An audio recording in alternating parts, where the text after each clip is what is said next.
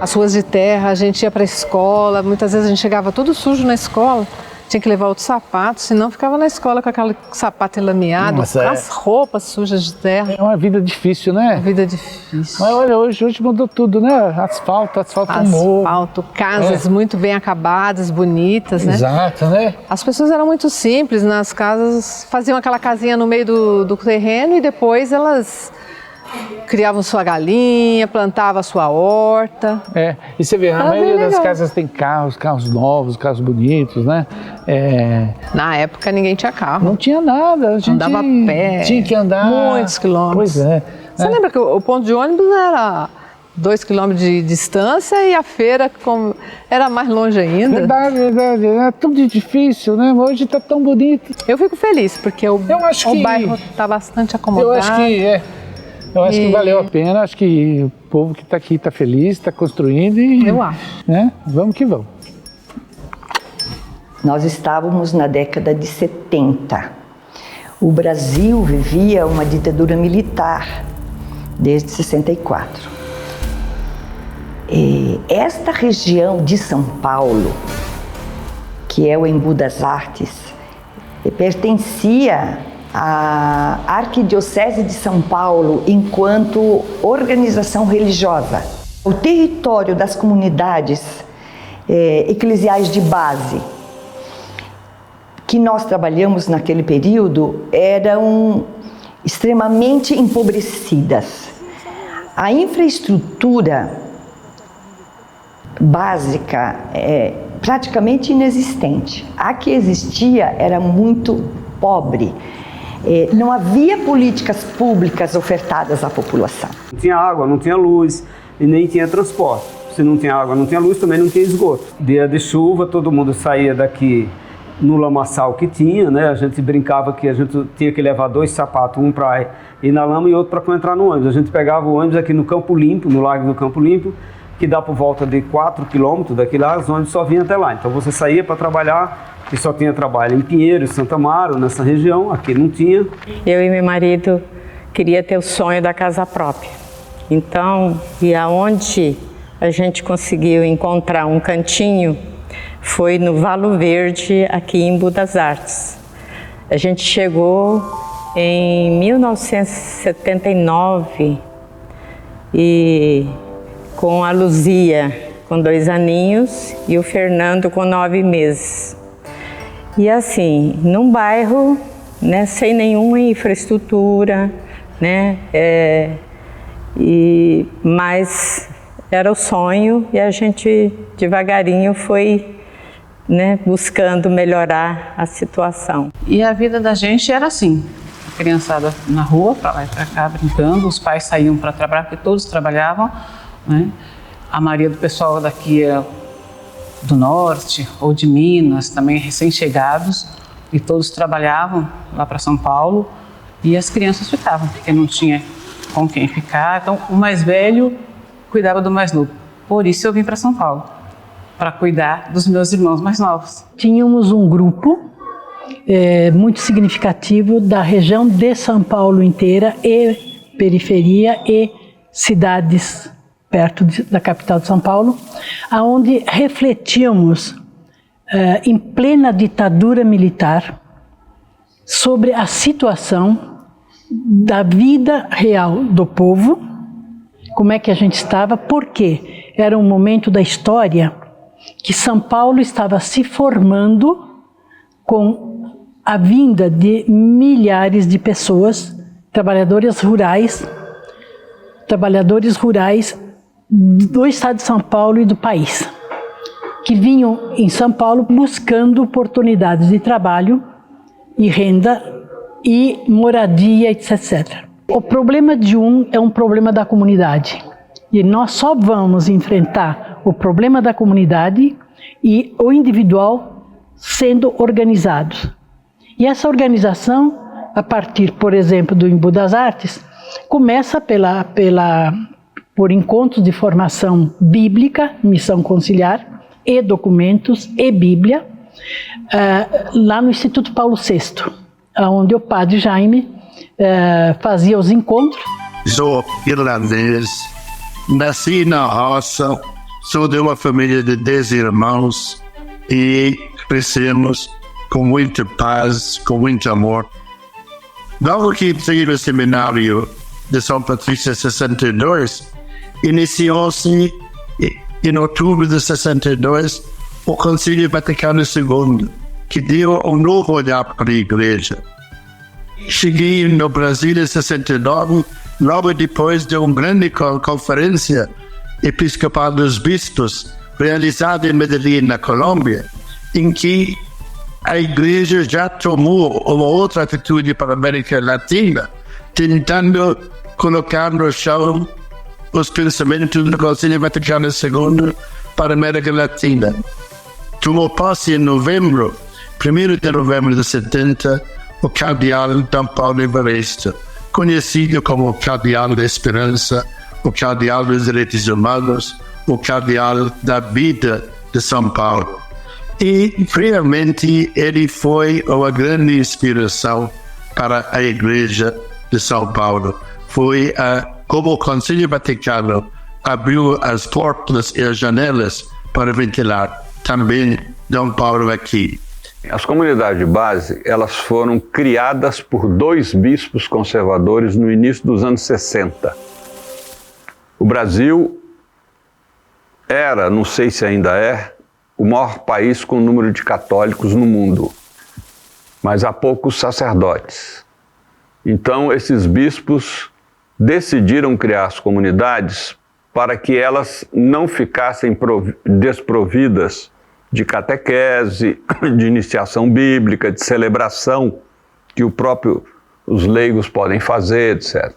O que são comunidades? São grupos que se organizam de católicos ou de cristãos, há muitas comunidades interreligiosas, ecumênicas, na favela, numa zona rural, na periferia, e que se reúnem no quintal da Dona Maria, na sala do Seu João, no fundo da casa paroquial. Então elas são comunidades porque são de base, porque são populares de base. Elas não têm gente de classe média, elite, isso não existe. É povão mesmo. E chegaram a ser o movimento de maior capilaridade no Brasil nos anos 70, 80 e um pouco dos anos 90. E elas são eclesiais porque elas não são um movimento na igreja. As comunidades eclesiais de base são o modo de a igreja ser e o modo de ser igreja. Ou seja, a própria igreja na base. As primeiras coisas que comecei a trabalhar no IMBU era a questão dos ciclos bíblicos. E nos ciclos bíblicos, que Carlos Mestres era o mestre destes na época, era confrontar a Bíblia e a vida do dia a dia. Tinha o fato da Bíblia e os fatos da vida, e todas estas. E ali, colocando este confronto, ao lado que IMBU nos anos 70, era miséria total. Quando o Jaime chegou ao Brasil, ele veio para cá, para o centro de IMBU. E eu morava aqui, né? E logo ficamos amigos, né? Ele me chamou para secretariar para ele. A gente só tinha fé e acreditava em Jesus, em Deus, né? O resto veio depois, né? E daqui, deste lugar, a gente saiu para os clubes de mães, para fazer aquilo que eu chamo de conscientização popular, né? Através de movimentos populares. Foi o momento que a gente conheceu o Padre Jaime, e o Padre Jaime, ele foi a luz.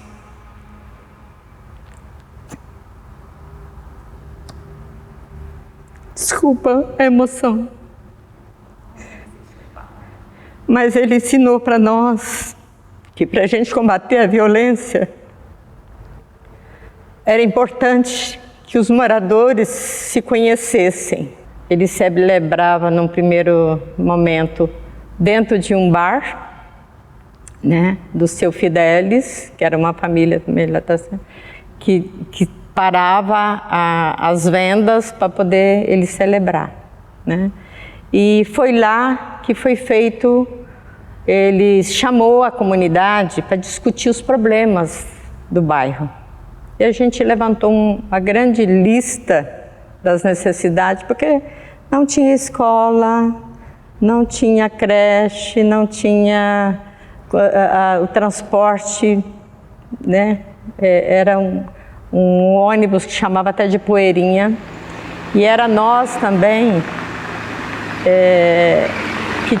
os únicos que tinham um Fusquinha. E aí esse Fusca, ele era ambulância, ele era resgate.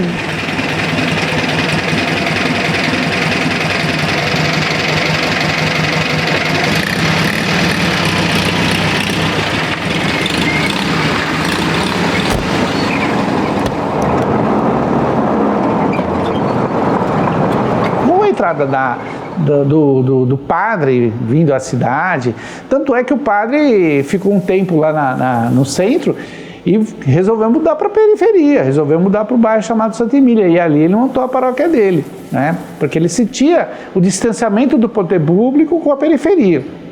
E ele trabalhava com a periferia e falava, vou mudar para lá. E com isso, ele sentia também junto os problemas da periferia. Então, o bairro não era só dos moradores, era do padre também, né? A moto que ele tinha também não passava. Então, uma coisa, né, se juntou. O padre via os problemas, ele sofria na carne os problemas da periferia, dos moradores.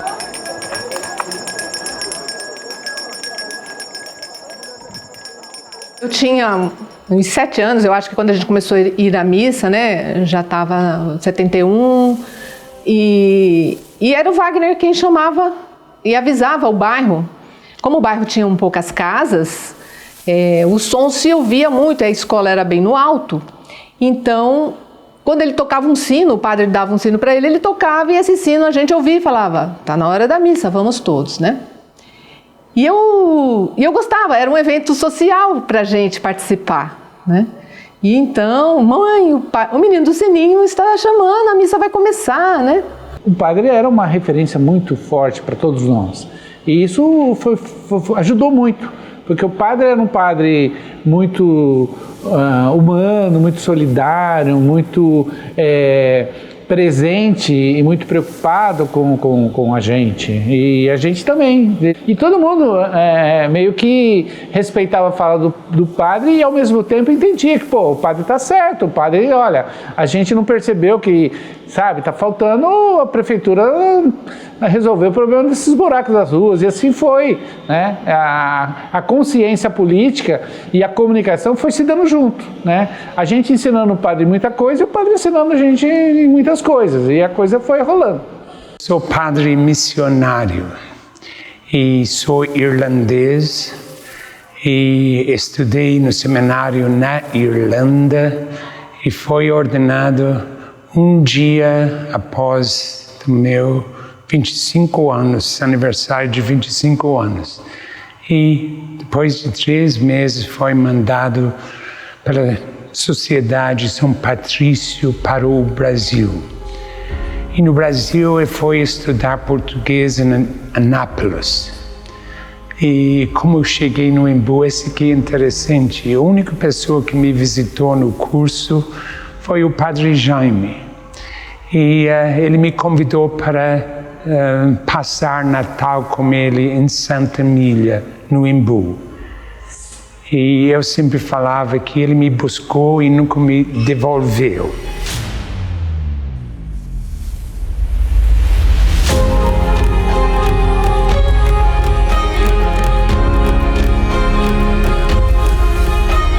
Começamos a colocar as pessoas, como eu já falei, nos ciclos bíblicos, filhos e mães, que as mulheres começaram a sair de casa.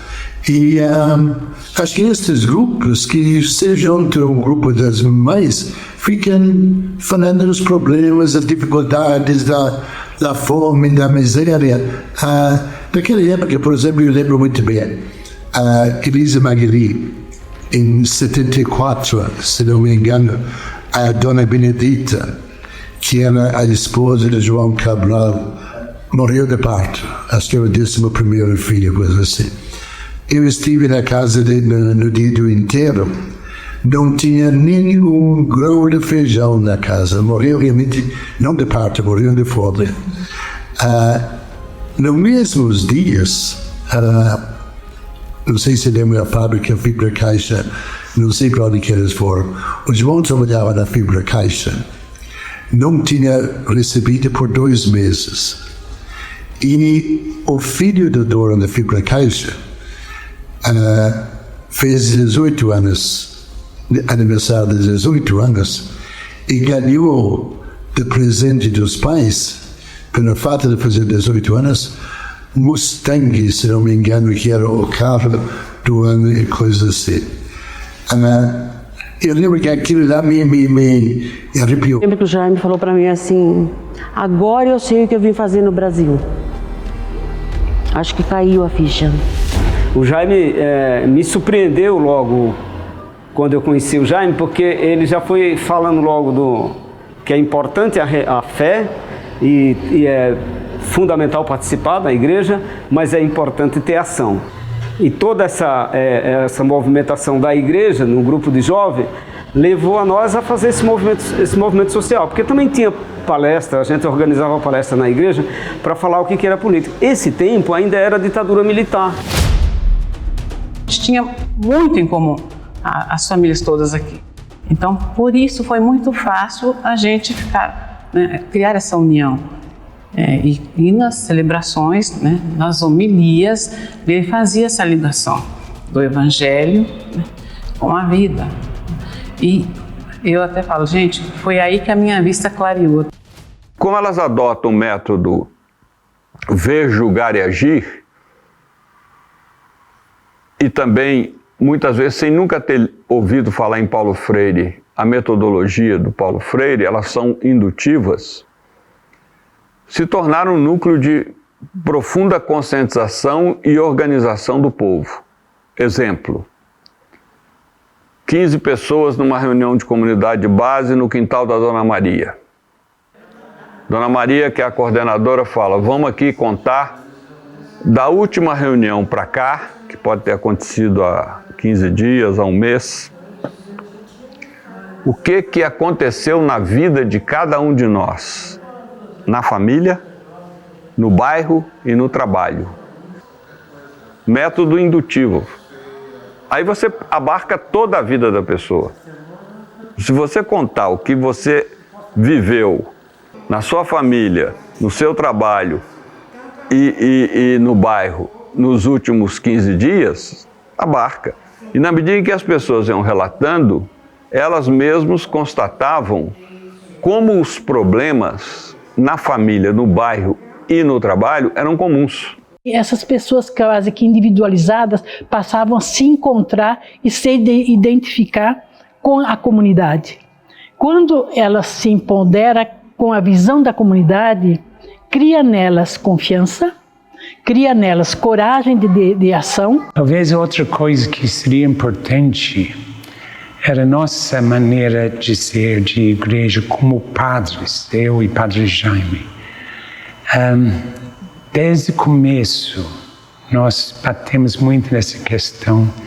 Nós sendo estrangeiros, outra maneira de ser igreja, outra cabeça, tinha que escutar muito, visitar, ouvir o povo, etc. E então os dois padres vão mandar, não? Então juntamos as irmãs, leigos, e toda terça-feira havia uma reunião de 2 horas a 3 horas, onde todas as coisas foram discutidas. Tanto assim, o evangelho da terça-feira, a reunião era o evangelho no domingo. Então, o que a gente falava no domingo era o que a gente discutia na terça-feira. No sentido, não era uma coisa da minha cabeça, uma coisa muito bem refletida, discutida. Então, essa mensagem, como as irmãs, os leigos, saía para todas as comunidades e realmente isso criava uma união, uma comunhão de muita força, uma voz muito alta, uma voz profética muito alta. nós tínhamos aqui as religiosas. E cada uma também tinha uma área, né, com mais afinidade, né? Então a Dalila social, a Bernadette a educacional, a Marina atuava na catequese, né? A irmã Phyllis, a contribuição da irmã Phyllis para a questão da saúde aqui do município.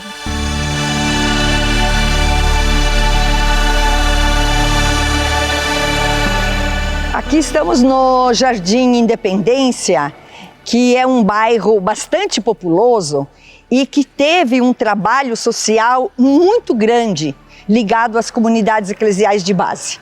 Aqui nesta comunidade teve o primeiro trabalho em relação à saúde de atendimento, médicos voluntários e também com a irmã Phyllis faziam um atendimento à saúde. E também aqui tivemos grupo de jovens e movimentos da água. O movimento da água foi um movimento importantíssimo na luta para que o povo tivesse água saudável, água abundante nas casas, porque não havia nem água e nem outros serviços de infraestrutura nesta região. As pessoas que vieram ali 2 anos antes, movidos pela sua fé religiosa, pelos ideais mais legítimos e autênticos do cristianismo, que é a questão amar o próximo como a si mesmo. É o reconhecimento absoluto do outro como o outro que me realiza, né? De que ninguém consegue nada sozinho, nós somos humanidade e o valor mais abrangente do cristianismo é esse espírito da solidariedade, que quer dizer, o que acontecer de violência, de opressão, de dor, para qualquer ser humano, me toca. É problema meu também. A espiritualidade bíblica é necessariamente histórica dentro da dimensão humana e, portanto, consequentemente política. Não estou falando em termos partidários ou institucionais, mas é uma espiritualidade que ganhou corpo, sangue, suor, pé na terra e, sobretudo, a partir da experiência dos empobrecidos, das vítimas de violência, dos injustiçados da história. Então, sim, a espiritualidade do Evangelho é estruturalmente política, sempre apontando para o além, para uma esperança eterna, mas com muito comprometimento com a vida concreta e com o cotidiano das pessoas. A meu ver, é muito claro nos Evangelhos que Jesus morreu como um prisioneiro político, como vários companheiros e companheiras meus morreram durante os 21 anos de ditadura. E por que ele morreu como um prisioneiro político? Ele foi preso, torturado, julgado por 2 poderes, o romano e o judaico, e condenado à pena de morte na cruz, que era a pena dos romanos. Por 2 razões. Por uma acusação religiosa e por uma acusação política. A religiosa é que ele rompeu com o judaísmo esclerosado do Templo de Jerusalém. Por isso ele foi acusado de herege e de blasfemo. E do ponto de vista político, porque ele ousou, no reino de César, que era o Império Romano que dominava a Palestina da sua época, anunciar um outro reino possível que não era o de César, era o de Deus. Só que a igreja colocou o reino de Deus lá no céu. Quando as pessoas falam em reino de Deus, estão imaginando alguma coisa após a morte. Não. Jesus foi contra a acumulação da riqueza, foi contra a propriedade privada que exclui e produz pobreza, marginalidade e miséria. Jesus nunca teve a intenção de derrubar o poder de César para implantar o projeto político civilizatório dele. Não, ele tinha a ideia de minar o projeto de César, iniciando com o povão um novo modelo de sociedade. Então essa foi a grande proposta dele. Com a fé, a gente começou a fazer a política, né? E a fé é uma crença, é acreditar, né? Numa verdade, né? Numa realidade. A política é aquilo que move, aquilo que negocia, que diminui os conflitos, né? Que apazigua as diferenças, né? Faz os acordos, né? Ameniza os problemas. Então, nada mais coerente do que juntar a fé de transformar com a política, que é de no mínimo, diminuir os conflitos. A SEBS foi isso, foi exatamente a confluência, né, de uma realidade que precisava mudar, com a esperança, né, de um mundo melhor, com a política, que era, na prática, né, transformar, não era milagre. Deus não vinha aqui fazer asfalto, Deus não vinha aqui montar a creche, né? Era, né, a fé que faria, né, através dessa crença, as coisas mudarem. E foi o que aconteceu. E aí a gente rompeu com algumas visões históricas que a própria igreja fazia em relação a uma pastoral, que era assim: tudo bem, a gente sofre aqui, né? A gente trabalha aqui, mas vai se salvar depois. E a gente dizia: não, a nossa salvação precisa ser aqui e agora. A igreja, que era normalmente muito hierarquizada, passou a ser concretamente horizontalizada. As deliberações, que sempre eram só da hierarquia, passaram a ser também do povo. Então, esta renovação fez com que aqueles que sempre tinham sido silenciados, o povo silenciado, teve voz, teve vez, podiam não só falar, como decidir e agir. Nós não deveríamos assumir o papel do Estado, porque os impostos eram recolhidos. O Estado tinha recursos para ofertar aquelas políticas públicas que nós precisávamos, mas ele não ofertava. Então, a questão era: nós deveríamos fazer, neste processo, nos organizando para cobrar, reivindicar que o Estado cumprisse o seu papel. Tivemos a oportunidade de fazer manifestação em frente à prefeitura também. De ônibus, levamos a criançada, as mães, a população em frente à prefeitura para dizer: precisamos de equipamentos públicos para atender os direitos da população. Então, era um processo de compreensão do modelo de sociedade que vivíamos e de um Estado que era privatizado pela classe dominante. Eu, quando cheguei, eu não tinha consciência da importância da nossa participação e a importância da política na vida das pessoas, da verdadeira política. Tudo que a gente estava participando, eu sentia uma alegria muito grande, uma energia muito boa, mas eu não pensava em ser candidata a nenhum cargo, né? A gente queria que as coisas acontecessem. Sem a atuação das mulheres, inúmeras conquistas não teriam sido realizadas. Porque muitas mulheres não trabalhavam fora, ou trabalhavam fora alguns dias por semana. Então tinham alguns dias livres. E algumas não podiam trabalhar porque tinham muitas crianças e não tínhamos creches. Bom dia, Clube de Mãe é um grupo de mulheres que se reúne uma vez por semana. De modo geral, o atrativo era fazer algum artesanato. Quem sabia ensinava quem não sabia. A nossa preocupação não era apenas desenvolver a capacidade do artesanato.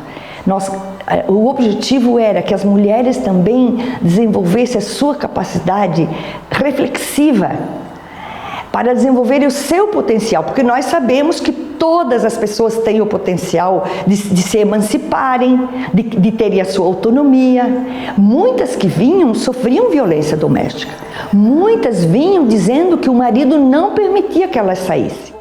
Depois começamos uma metodologia de termos pequenos textos com o tema e perguntas, onde elas iam discutindo aquela questão. Essa reflexão trouxe a visão de que mulher também é cidadã e a gente também era responsável para resolver os problemas. Que se o governo não nos percebia, não via, nós não existíamos perante o Estado. E esses movimentos foi desafiando o governo a criar as políticas públicas de solução. O Clube de Mães na verdade, era uma escola de educação popular, de educação política das mulheres. E as mulheres assumiam assim um protagonismo impressionante de fala, de inclusão dos que não estavam inclusos, de tomada de decisões coletivas, ouvindo a juventude. Quando o Padre Eduardo vem, ele percebe que os jovens poderiam participar mais ativamente, eles chamam para participar, reúnem e faz formação política com esses jovens. Então eu partia muito nessa questão dessa formação, porque eu gostava muito de música, eu tocava violão, eu gostava muito de dança e teatro também. Então, como juventude, criamos um movimento muito forte. O grupo de jovens tinha que se incomodar com a situação. E os cantos das SEBs, eles levavam a gente a fazer essa reflexão. Né? Quando cantava-se que a vida que a gente vive é cheia de divisão, mas Deus não quer isso não, Deus quer o povo feliz, né? E aí para isso a gente precisa transformar. Então ninguém vai receber a felicidade, a gente tem que construir essa felicidade. E ficava bem claro que a gente tinha que ter o quê? Conhecimento, formação. Então era formação o tempo inteiro. Eram encontros muito bons. Irma Passoni, Plínio de Arruda Sampaio, Frei Gorgulho e Ana Flora. A Dalila também foi muito presente, né? Chegávamos, tinha as apresentações, aí vinham as palestras, depois tinha um intervalo porque faziam-se as rodas para discutir sobre o que foi falado, né? Para a gente entender ali.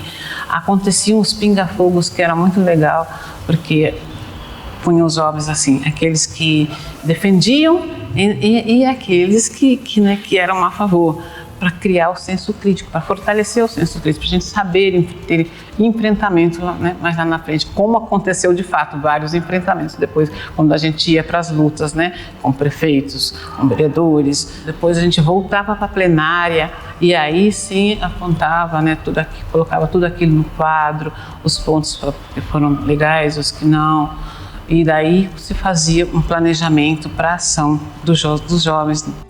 E assim a gente ia entendendo que a gente estava vivendo num momento da ditadura. Aí a gente ia recebendo essas informações de que o país estava enfrentando uma situação muito autoritária, de dificuldades, e que a gente precisava entender isso para mudar a realidade, que a gente, mesmo como jovens, tínhamos um papel.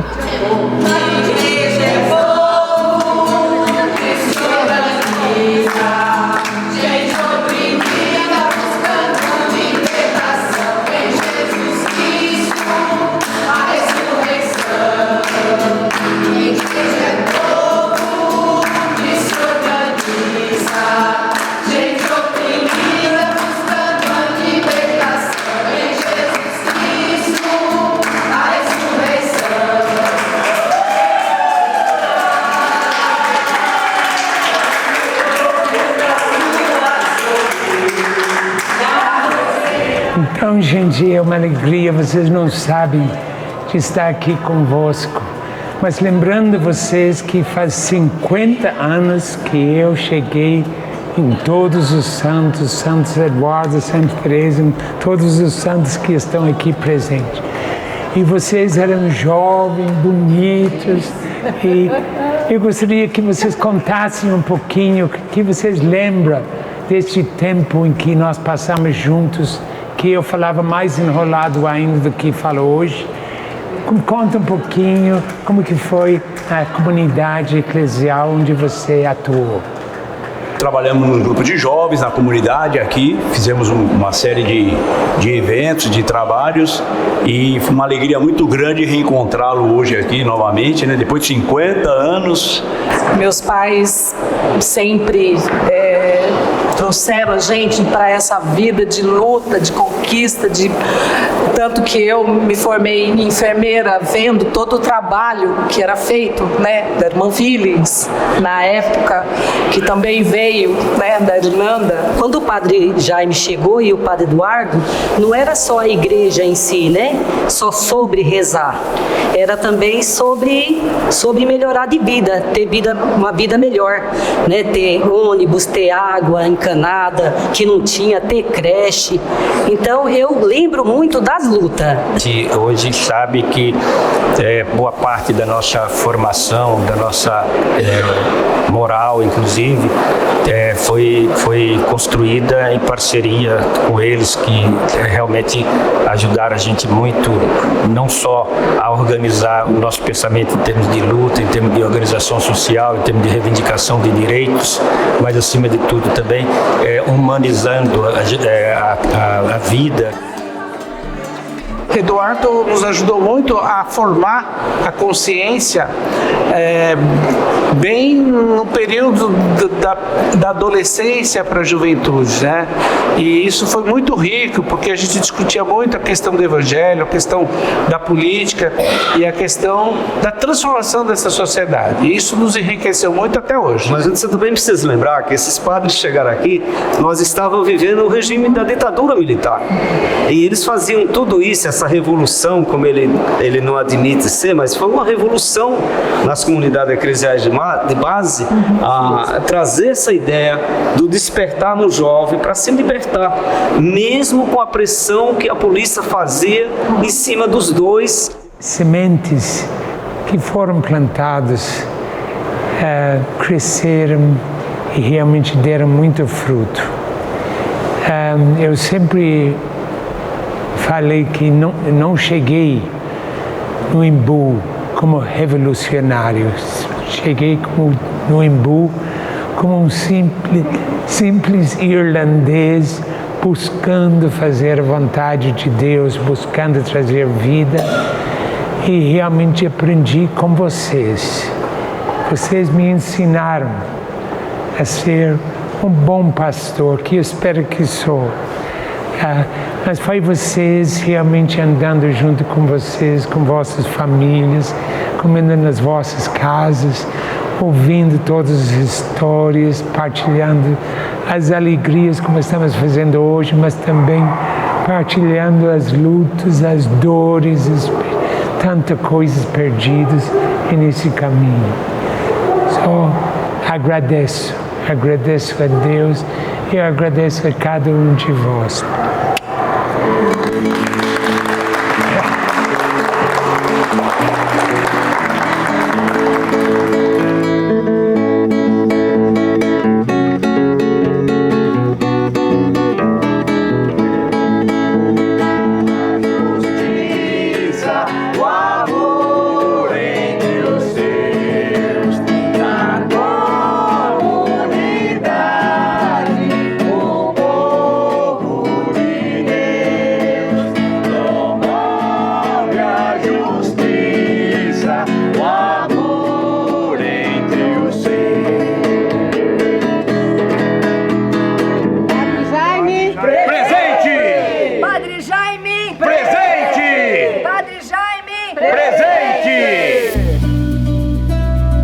Descobria que a gente tinha direitos que não estavam sendo garantidos.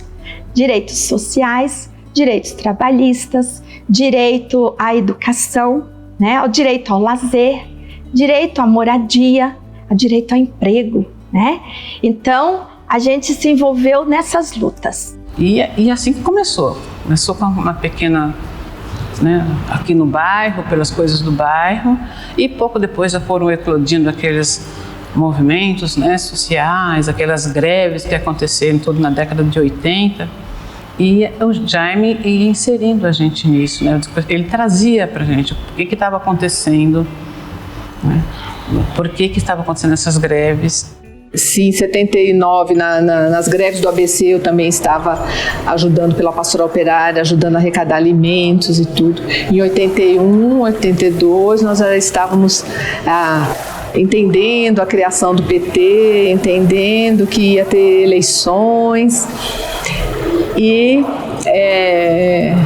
acontece em 84, acontece o comício das diretas. E era assim, o Padre Jaime convocava todo mundo das comunidades, pessoal, comício das diretas, ele explicava o que significava, ele explicava que era a hora da gente votar para presidente e que precisava fazer parte dessa atividade. Para eu estar informado do que está acontecendo no Brasil, na sociedade, no mundo, eu não podia ficar isolado em casa, porque a imprensa estava toda sob censura, toda controlada. Então eu tinha que ir no sindicato, eu tinha que ir no partido, eu tinha que ir na associação de bairro, mas também essas entidades, a maioria sob controle ou passaram a inexistir. Então a SEBS era um reduto onde realmente você tinha uma informação, uma visão crítica, o que estava acontecendo, e ao mesmo tempo recebia ali um combustível que era a palavra de Deus. Eu sempre defino as SEBS assim: as SEBS são o posto de gasolina. Eu vou lá me abastecer. As SEBS não são o veículo. Quais são os veículos? Os veículos são o movimento popular, o sindicato, o partido político, a associação de bairro. Esses são os veículos. E qual é o destino da viagem? O destino da viagem é mudar o Brasil. Em 84, acontece o acampamento dos desempregados, que é um marco aqui da luta dos trabalhadores em São Paulo. A situação estava tão difícil, o salário muito baixo, muito desemprego, as famílias passando muita dificuldade. Então o movimento sindical e o movimento dos trabalhadores com a pastoral operária, que era o braço da igreja, vamos fazer um acampamento no Parque do Ibirapuera. Não tinha um lugar melhor para chamar atenção, que é naquele espaço em frente à Assembleia Legislativa. Um líder da pastoral operária aqui do Embu das Artes, das nossas comunidades, era o Paulo Giannini. Ele ficava lá, ele dormia lá com eles e coordenava o movimento junto com outros líderes. E aí, olha, precisamos de alimento, precisamos de cobertores, está frio, está chovendo, a chuva veio, molhou a roupa das crianças, precisava levar para lavar. E eu me lembro de ir com a minha mãe nos vizinhos pedir e já explicar por quê. Porque não era um pedido de alimento para doar, era um alimento porque estava acontecendo aquele acampamento. Cada litro de leite arrecadado ia ajudar aquele movimento que era por salário, por emprego. Então a gente politizava na solidariedade. As demandas comunitárias foram se transformando em reivindicações para posteriormente serem transformadas em leis que hoje são leis nacionais. Esta rede de comunidades juntou suas reivindicações e foram juntando com São Paulo em diante. Depois isso se transformou em abaixos assinados. Por exemplo, abaixo assinado pela reforma agrária. Nós éramos uma área urbana, mas nós sabíamos que precisávamos da reforma agrária, porque os imigrantes eram agricultores que vieram para São Paulo. As pessoas passavam bairro por bairro, casa por casa, recolhendo as assinaturas. E isso foi junto, depois saíram ônibus, inúmeros ônibus de São Paulo para Brasília, E lá a população foi conversando com os deputados constituintes para entregar as reivindicações. Então foi um trabalho de baixo para cima, digamos. Falando ao Brasil, declaro promulgada. Essa conquista é nacional, é para todos os brasileiros e vem muito da demanda das mulheres e dos homens e de áreas jurídicas, de associações, de federações que foram construindo essa demanda, assim como construíram a demanda sobre o direito da escola, assim como o direito à terra, assim como o direito, todos os nossos direitos de organização para que a sociedade chamada democrática, a democracia garanta a gente vivenciar o que está escrito aqui e não só uma lei de palavra. Tanto que nós temos uma Constituição que é uma das mais modernas do mundo. Então as comunidades foram a grande sementeira no Brasil de movimentos populares. Aqui em São Paulo, o movimento de luta contra o custo de vida, movimento de moradia, no interior aí, movimento pela terra, movimento de crianças de rua, movimento de central de movimentos populares, tudo isso nasceu das SEBs. O próprio Lula sempre reconheceu que as SEBs tiveram mais importância na capilaridade nacional do PT do que o sindicalismo. Começa um movimento político, né, na formação do Partido dos Trabalhadores em 81, 82, e nós estávamos lá. O PT naquela época convidava para se filiar ao partido mais ou menos pessoas que tinham alinhamentos. Você era convidado, você não podia chegar lá e se filiar, né, naquele primeiro momento do partido. E ele ainda não era um partido que tinha se determinado como partido de massas, né?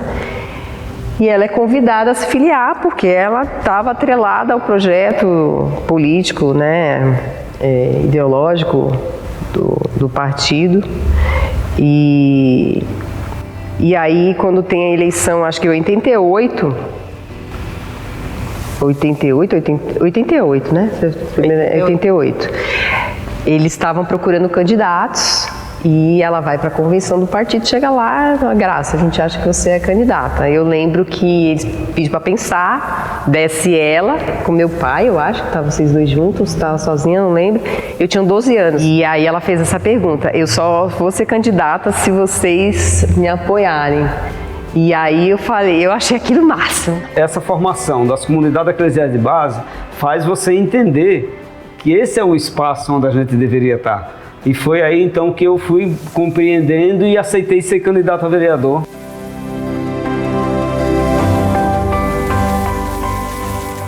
O que tem hoje no Imbu é luta do povo das comunidades.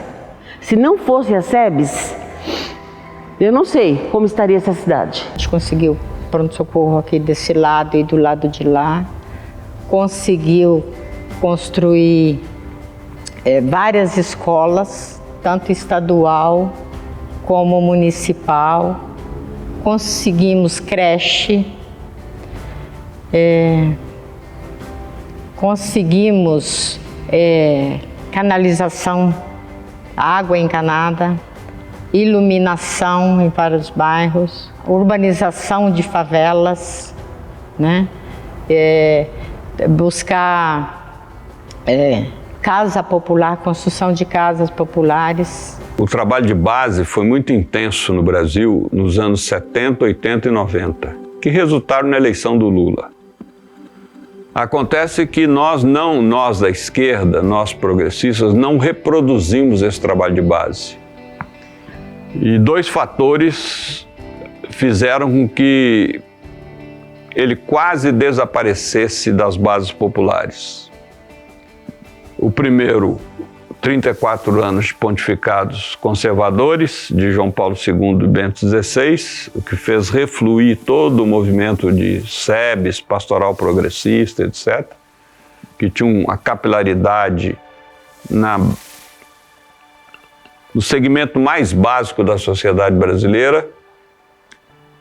E segundo, o fato dos partidos progressistas como o PT irem progressivamente alçando instâncias de governo, prefeituras, governos estaduais e até o governo federal, então, ter que cooptar esses quadros formados nessa tradição das SEBs, dos movimentos populares, para ocupar funções importantes. E com isso a base ficou desguarnecida, até porque nós não tínhamos a preocupação com honrosas e raras exceções como o MST, que nunca deixou de fazer trabalho de base, por isso sempre multiplicou os seus militantes e mantém uma escola de formação política aqui em Guararema, próximo a São Paulo. Eu acho que o maior legado é exatamente isso, é dar esse despertar no cidadão comum do espaço que ele pode ocupar, e aí vem a luta das mulheres, aí vem a luta dos negros, que também a gente está falando de uma coisa, de um movimento que era as SEBs, que ela tinha também todas essas bandeiras. Mas eu acho que um dos legados, assim, que eu acho importante falar, além de ter participado junto e estar em todas as lutas, enquanto mulher, acho que assistir a minha mãe fazer ser essa mulher que muitas mães das minhas amigas não eram, essa mulher que fazia o movimento, que liderava, que foi eleita vereadora, que ela tinha uma sensibilidade para enxergar o problema das pessoas, assim, e mobilizar. Ela precisava vir alguém reclamar, ela via. Seja a questão de enchente, seja essa questão da gente não ter escola, seja um monte de coisa. E aí, ser essa mulher me fez ser uma mulher que acho que eu compreendia que eu podia ser o que eu quisesse. O trabalho que foi feito aqui deixou muito fruto. Sementes que foram plantadas germinaram. Eu olho para o município de Embu e eu vejo por todo lado. E é interessante ver isso. Talvez não germinaram frutos tanto para a igreja, que muita gente, a gente seria criticado por causa disso, mas para a sociedade em geral, para os movimentos, para os grupos, para realmente este mandamento que Jesus nos deu na última ceia: vocês fazem isto para celebrar a minha memória. Partilha a tua vida para trazer vida aos outros. Bem, eu acho que a herança maior das SEBs são duas. A quantidade de movimentos populares que elas criaram pelo Brasil afora, movimento de luta pela água, luta pela terra, luta pelos direitos humanos, luta pela identidade dos negros, dos homossexuais, das mulheres. Hoje existe uma teologia da libertação feminista, negra, etc. E segundo aspecto, que elas criaram a teologia da libertação, delas nasceu a teologia da libertação. A teologia da libertação não é uma ótica teológica criada na academia ou criada no escritório dos teólogos da libertação. Ela nasceu da reflexão do povo nas comunidades de base, na medida em que eles cotejavam a Bíblia com a vida. E isso, então, levava a deduzir toda uma leitura libertadora da mensagem cristã. É por isso que é chamada teologia da libertação, porque até o Concílio Vaticano II, toda a teologia que se conhecia e respirava na América Latina era importada da Europa, que a gente chama hoje de teologia liberal. Uma teologia que, inclusive, era muito legitimadora do sistema capitalista. E a partir do momento em que os oprimidos fazem uma releitura da Bíblia, isso muda inteiramente a ótica. Quero aproveitar esse espaço e realmente honrar as SEBs, porque quando a gente fala que o mundo mudou, mais individualista, o neoliberalismo, a fragmentação dos projetos coletivos, mas a gente não pode deixar de honrar quem veio antes. Então, assim, as SEBs hoje não estão no seu auge, mas eu não sei se nós estaríamos aqui sem a luta desses irmãos no passado. Uma das coisas que a gente aprendeu com as comunidades é que, primeiro, a história é feita por nós e ela é escrita por nós também. Em 2018, a Dalila nos convidou, a mim e o Wagner, a tentar reunir depoimentos, registros das pessoas que participaram das comunidades para fazer uma publicação. São depoimentos bastante pessoais, porém não são individuais, não contam só a sua história, contam a história da comunidade que ela estava e contam a história da paróquia, contam a história do povo do Embu, porque as comunidades discutiam fé e política. Nós fazíamos cursos de fé e política, nós fazíamos debates de fé e política dentro da comunidade.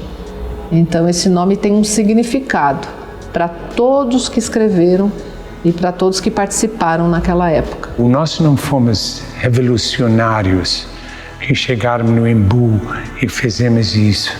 Nós éramos outras pessoas simples, inteligentes, com cultura própria, como todas as pessoas com que nós estávamos trabalhando, mas usando ferramentas que ajudou a gente buscar a verdade, buscar um caminho para trazer a vida. De modo especial, eu diria, hoje você tem um padre em cada paróquia e que não reflete com ninguém. Essa questão da reflexão semanal de 2, 3 horas com os padres, com as irmãs presentes e também com pelo menos 2 ou 3 leigos, que era constante essa reflexão, que a gente havia uma mensagem, uma voz profética, harmoniosa entre nós, não havia briga. E para mim esse era a grande revolução que aconteceu no Embu. Se não há nenhuma agenda dos direitos humanos que não tenha sido abordada ali, né? Porque envolve o problema das crianças, né? Direito humano de crianças e adolescentes, a luta de creche, o problema da saúde, o direito humano à saúde, o problema do transporte, o problema da moradia, né? A questão da segurança policial. A única coisa que a gente deve repetir é que não dá para lutar sozinho, individualmente. Se a gente souber lutar, dialogar, a gente reconstrói esse movimento de sustentação e atualização dos direitos e de melhoria da vida do povo brasileiro a partir da participação democrática. Por isso que para nós é sagrada a democracia participativa, não só de nome, não só de lei, né, mas da vivência. Eu pessoalmente acho que nenhum movimento no Brasil foi tão forte no sentido de melhorar a vida do povo brasileiro que não tenha sido as SEBs, as comunidades eclesiais de base, na estrutura da Igreja Católica, na fé de um povo cristão que vem lá dos jesuítas. O movimento político não existiu tão forte e tão abrangente quanto as SEBs, né? E as motivações do enfraquecimento e da quase não existência mais desses movimentos na igreja e no Brasil é uma pena, porque foi um movimento fantástico para um país melhorar de qualidade de vida do seu povo. E eu espero que a gente tenha outras maneiras, outras formas, né, de manter essa fé ligada à política para que esse país seja um país de todos, um país onde a riqueza seja de fato melhor distribuída e que a gente possa começar mesmo de fato a construir aqui o reino de Deus. O fato de nós não prestarmos muita atenção na importância da educação política fez com que esses espaços nos quais trabalhávamos fossem progressivamente ocupados pelo fundamentalismo evangélico, pelo narcotráfico e agora pelas milícias. E com isso hoje você atuar numa área dessa não é fácil. E eu considero a educação política de suma importância, porque eu estou convencido por vários exemplos que as políticas sociais são muito importantes, mas elas não mudam necessariamente a cabeça do povo. E se você hoje for uma favela e colocar lá, sábado das 2 às 6, a gente vai fazer aqui uma oficina de política, vai quase ninguém. Mas se você colocar também, vamos fazer aqui uma oficina de música, lota. Aí você pega essas músicas que estão na moda dos emicidas aí, que são muito críticas, e a partir daí você faz um trabalho de educação política fantástico. É uma questão só de pedagogia. Então não adianta a gente querer, sabe, eu te dar a isca daquilo que agrada a mim, mas não agrada a você. Eu preciso saber qual é a isca que você quer morder. Qualquer trabalho de base de formação política hoje não pode ser unicamente um trabalho do grupo que se reúne presencialmente, um olhando para o outro e partilhando notícias da família, da vida e a discussão sobre... Não, nós temos um negócio chamado celular, internet e TikTok e não sei o que, Instagram, em que as pessoas se movimentam aos milhões por aí. Então você tem que entender o seguinte, um processo de formação agora de comunidade de base, ela precisa de ter a reunião presencial do grupo, precisa de ter figuras como Jaime, Eduardo, Dalila, Irma Passoni, etc., mas precisa de ter uma abertura muito importante para esse mundo novo. Os encontros presenciais podem ser mais leves, mais descontraídos, menos engessados, com a partilha do alimento, com alegria e com reflexão de espiritualidade e política. Eu acredito nisso. Agora, também podemos ter estratégia para usar as redes sociais a nosso favor, colocar as nossas ideias no mundo, nossas devocionais, nossa leitura da Bíblia, nossa posição teológica e política acerca do que está acontecendo, tanto jovens com uma espiritualidade bonita, que tem um jeito interessante de usar a internet, um canal no YouTube, uma página no Instagram. Eu não vejo problema. Com sabedoria, com discernimento, com o pé no chão, com foco, com aquela causa amorosa assim no coração, dá para usar a tecnologia sim em favor das boas causas. Temos que reivindicar o poder amoroso e revolucionário da fé também, que é capaz de encantar e mudar muita coisa em prol da justiça, sem dúvida alguma. Gente simples, fazendo coisas pequenas, em lugares de pouca importância, realiza grandes transformações.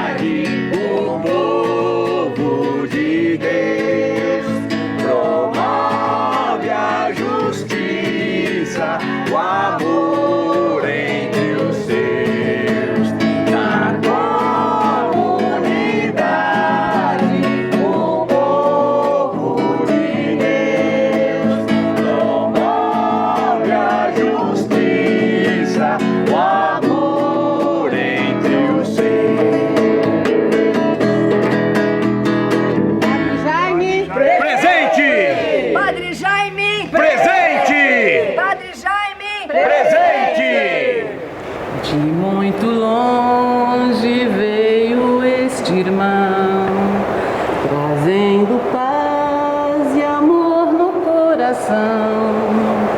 Ele vem cumprir a sua missão, vem pra nos guiar na libertação.